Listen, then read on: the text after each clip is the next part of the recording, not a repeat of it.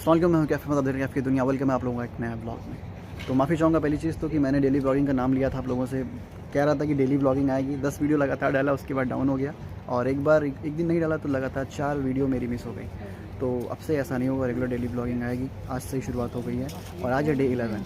तो कहना ये है कि अगर आज ये जो मैं करने जा रहा हूँ अगर ये सक्सेसफुल हो जाता है तो अब से मेरे 600 इंडियन, तकरीबन 600 इंडियन और कतरी 26 से 30 रियाल की बचत होनी है। तो थंबनेल में आप देख ही लिए होंगे। तो हम अपने घर से साइकिल से जाएंगे मेट्रो स्टेशन। अगर मुझे ज़्यादा बुरा फील नहीं होता है, बुरे का मतलब ज़्यादा थकावट महसूस नहीं होती है, ज़्यादा कुछ ऐसा नहीं होता है, तो भैया आपसे हम साइकिल से ही जाया करेंगे।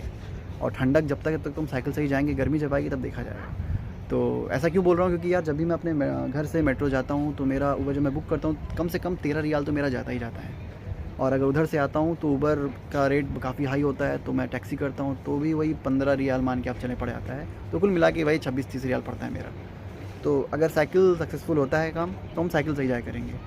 तो फिर बने रहें। तो जर्नी की शुरुआत करने से पहले हर किसी को चाहिए कि अपनी सवारी की जांच कर ले, जैसे कि मैंने की है। हाल साइकिल में हवा मुझे कम नज़र आ रही है, इसलिए मैं जा रहा हूँ साइकिल वाली दुकान पर। तो आप लोगों के पास अगर गाड़ी वगैरह कुछ भी हो, चाहे घोड़ा ही क्यों ना हो, तो उसकी देखभाल कर लें। ऐसा ना हो बीच रास्ते में आपको धोखा दे दें। तो फिर चलते हैं। यार मुझे ऐसा लगता है कि मैं बकरा सिटी की तकरीबन 50% गलियों से वाकिफ़ हो चुका हूँ।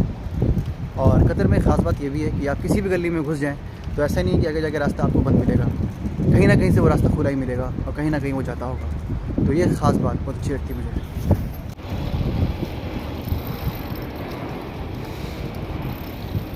तो गलियों से होते होते मैं आ चुका हूँ करक मैग्नेस वाले इलाके में, जैसा कि आप देख सकते हैं। तो मैं सोच रहा हूँ कि किस तरफ से जाऊँ। एक 2-3 रास्ते हैं। पहला रास्ता है कि मैं हमाद होते हुए जाऊँ, हमाद हॉस्पिटल होते हुए जाऊँ।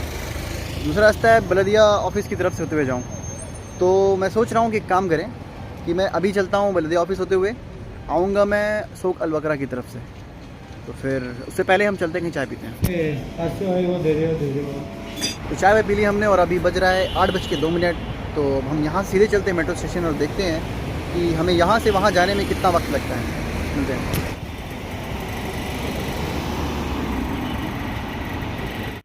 ठंडक आते ही इस मिनी पार्क में यहाँ पे खेमा लगा दिया जाता है कुछ इस तरह से, जिसे टेंट भी कहते हैं।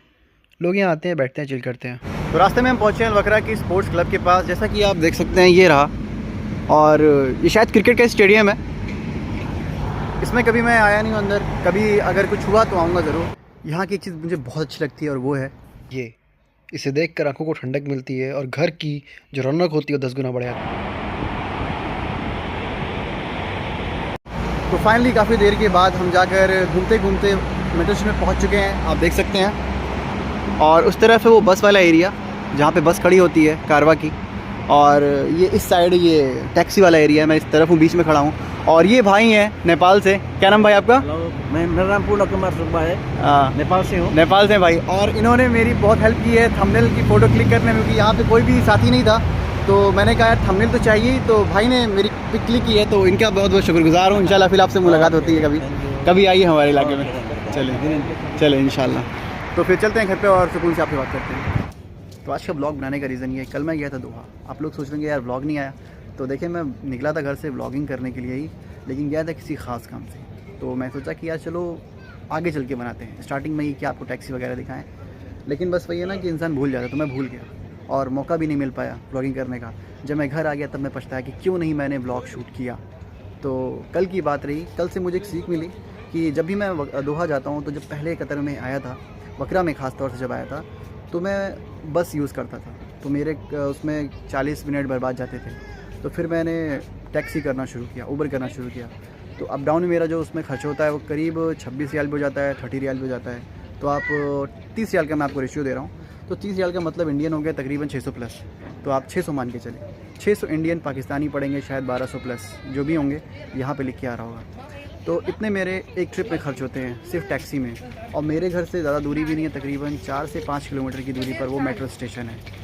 तो मैं सोचा क्यों ना एक काम किया जाए, ठंडक भी है। और आज का ब्लॉग इसी पे रखा जाए कि अगर मैं अपने घर से साइकिल से जाता हूँ मेट्रो स्टेशन तो कितना टाइम लगेगा और कितनी मेहनत लगेगी। तो बस मैं घर से निकल दिया। तो आपको मैं रियल बताऊँ कि पहले जब मैं निकला हूँ तो मैं अलग रास्ते से गया, तो मुझे वो रास्ता पता नहीं था। मैंने गूगल किया तो अच्छा खासा टाइम उसमें लग गया, तकरीबन आधे घंटे उसमें बर्बाद गए। तो लेकिन जब मैं आ रहा था, जो रास्ता मुझे पता था सोक अल वक्रा होते हुए, तो यहाँ से मुझे बस बहुत ही कम टाइम लगे हैं। तो अब इतना है कि अगर मैं घर से सीधे इस रास्ते से जाऊँगा तो मैं 15 मिनट में मेट्रो स्टेशन पहुँच जाऊँगा। तो मेरे जो है वो इंडियन 600 और तकरीबन पाकिस्तानी जितना भी आ रहा होगा इतनी मेरी बचत होगी। तो इस वक्त जहाँ पे मैं खड़ा होकर ब्लॉग शूट कर रहा हूँ, वहाँ की सीन ये है कि आप देख सकते हैं, पहले लोग उधर से होते हुए आ रहे हैं। ये है सोक अल वक्रा, जो कि बहुत दूर से शुरू होता है और काफ़ी दूर जाके ख़त्म होता है। ये हम सेंटर पे खड़े हैं और लोग उधर से आ रहे हैं और उधर जा रहे हैं।